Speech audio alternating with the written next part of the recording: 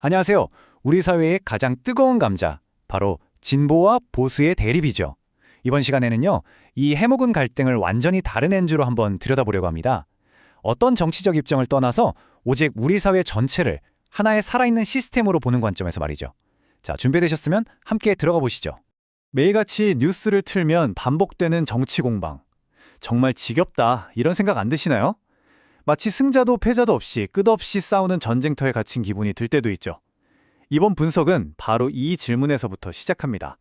대체 왜 우리 사회는 이토록 끊임없이 양쪽으로 나뉘어서 싸워야만 하는 걸까요? 보통 사람들은 이 싸움을 가치관이 달라서 혹은 누가 더 정의로운가의 문제라고 생각합니다. 하지만 만약에 그게 진짜 원인이 아니라면 어떨까요? 어쩌면 우리가 보고 있는 이 갈등은 거대한 빙산의 아주 작은 일부에 불과할지도 모릅니다. 바로 이겁니다. 이 분열은요, 실수가 아니에요. 시스템의 버그는 더더욱 아니고요.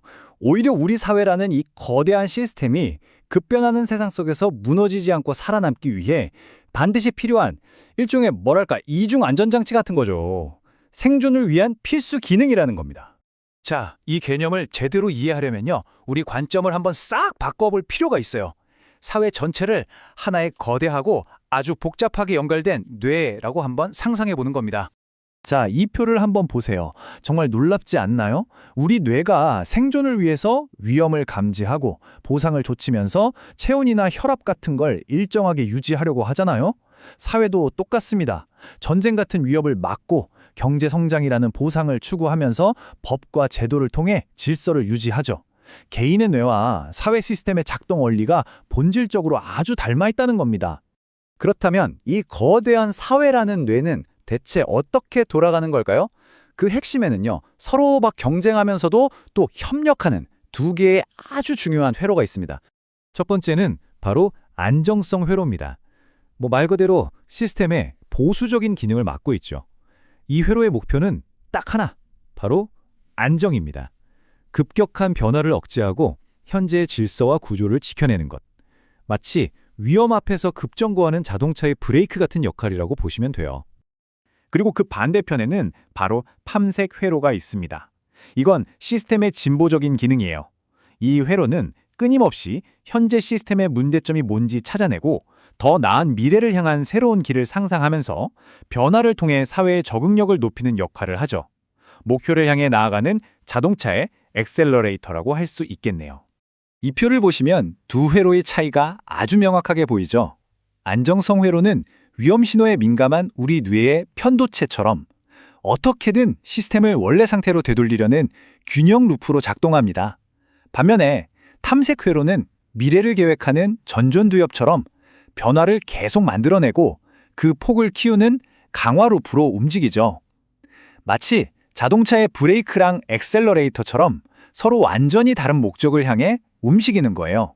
자, 그럼 만약에 우리 사회의 이 브레이크, 그러니까 안정성 회로가 고장나면 어떻게 될까요?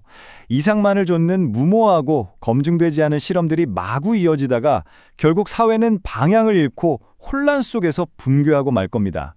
역사 속에서 수많은 혁명들이 좋은 의도로 시작했지만 비극으로 끝났던 이유가 바로 여기에 있죠. 그럼 반대로 엑셀러레이터, 이 탐색 회로가 없으면 어떻게 될까요? 사회는 변화하는 환경에 적응하지 못하고 서서히 굳어버리겠죠. 결국 시대의 흐름을 놓치고 정체되어서 역사의 뒤안길로 사라지게 될 겁니다. 한때 세상을 호령했던 거대한 제국들이 왜 무너졌는지를 생각해 보시면 쉽게 이해가 되실 거예요. 브레이크와 엑셀러레이터 둘 다 꼭 필요하지만 본질적으로는 서로 부딪힐 수밖에 없잖아요. 바로 그겁니다. 이제부터는 이 충돌이 왜 시스템에 꼭 필요한 건지 그걸 한번 살펴보겠습니다. 와, 이 부분이 정말 흥미로운 지점인데요. 이 둘의 갈등은 그냥 의견이 달라서 싸우는 게 아니에요. 각 회로는 자기 기능에 따라서 상대방의 활동 그 자체를 시스템 오류 신호로 감지하도록 설계되어 있습니다. 그러니까 안정성의 눈으로 보면 탐색은 예측 불가능한 위험이고요. 탐색의 눈으로 보면 안정은 변화를 가로막는 장애물로 보이는 거죠. 그렇다면 언제 브레이크가 더 중요해지고 언제 엑셀러레이터를 밟아야 할까요? 그 힘의 균형은요, 사회가 처한 외부 환경, 그러니까 시스템의 현재 상태에 따라 결정됩니다. 이 과정을 상태 전환 메커니즘이라고 하는데요. 예를 들어서 전쟁이나 엄청난 금융위기가 터졌다고 상상해 보세요. 그럼 시스템의 최우선 목표는 생존이 되겠죠. 자연스럽게 안정성 회로가 압도적으로 활성화됩니다. 이런 상황에서는 새로운 걸 시도하는 탐색 활동이 사치스럽고 위험한 행동으로 여겨지게 되고 사회 전체 분위기가 보수적인 방향으로 확 쏠리게 되는 겁니다. 이 차트를 보시면 그 원리가 한눈에 들어오죠. 위기 상황에서는 안정성 회로가 사회를 지배하고 반대로 평화롭고 풍요로운 시기에는 미래를 위한 새로운 도전을 할 여류가 생기면서 탐색 회로가 힘을 얻습니다.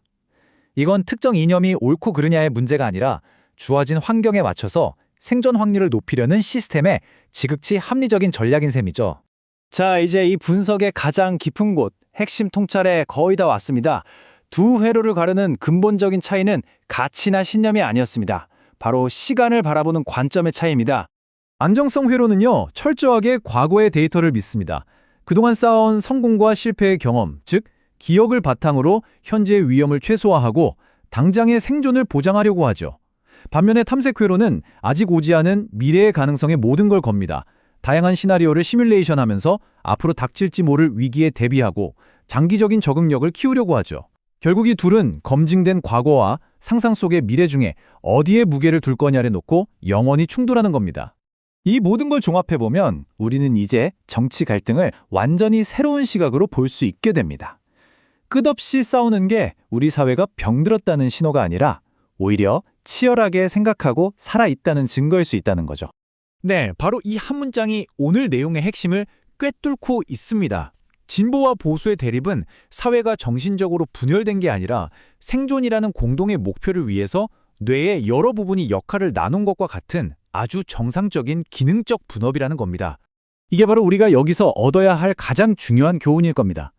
만약 어느 한쪽이 상대를 완전히 눌러버리고 이긴다면 그 사회는 브레이크나 엑셀러레이터 둘 중 하나가 고장난 자동차와 같아지는 겁니다. 더 이상 생각하고 적응하고 균형을 잡는 능력을 잃어버린 채 실패를 향해 달려가는 시스템이 되는 거죠. 그렇다면 이제 우리가 정치 뉴스를 보거나 토론을 볼 때 던져야 할 질문 자체가 달라져야 합니다. 누가 더 옳은가가 아니라 우리 사회의 안정성 회로와 탐색 회로는 모두 건강하게 작동하고 있는가? 필요한 순간에 두 기능이 유연하게 힘의 균형을 바꿀 수 있는가? 그리고 가장 중요하게는 우리는 서로를 없애야 할 적이 아니라 이 시스템에 함께 필요한 다른 기능으로 존중하고 있는가 하는 질문들이죠. 이런 새로운 관점으로 보면 정치는 더 이상 감정 싸움이 아니라 우리 사회 전체의 생존을 조율하는 고도의 운영 기술처럼 보이기 시작하죠. 그렇다면 우리가 마지막으로 던져야 할 진짜 질문은? 바로 이것입니다. 현재 우리 사회가 마주한 여러 상황과 도전들을 고려했을 때 우리는 안정을 다지는 브레이크를 더 단단히 해야 할까요? 아니면 미래를 향한 엑셀러레이터를 더 깊이 밟아야 할까요? 이 질문의 정답은 없습니다. 다만 이 질문을 통해서 끊임없이 우리 사회를 진단하고 더 나은 길을 찾아가는 것, 그것이 바로 우리 모두의 몫이 아닐까 싶습니다.